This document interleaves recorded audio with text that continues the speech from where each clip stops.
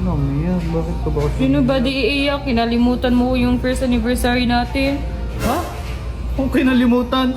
Anniversary natin ngayon. Tinatanong kita kanina pa anong date. Kinalimutan mo. Ilang bagay. Ready na kami sa surprise. May gagawin. So, kahit medyo nagtampo ako sa kanya, pero surprise ko pa din siya.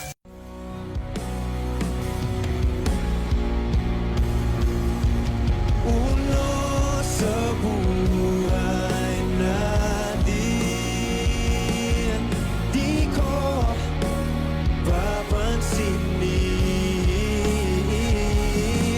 Takdana, tadhana, ikaw ang aking bituin.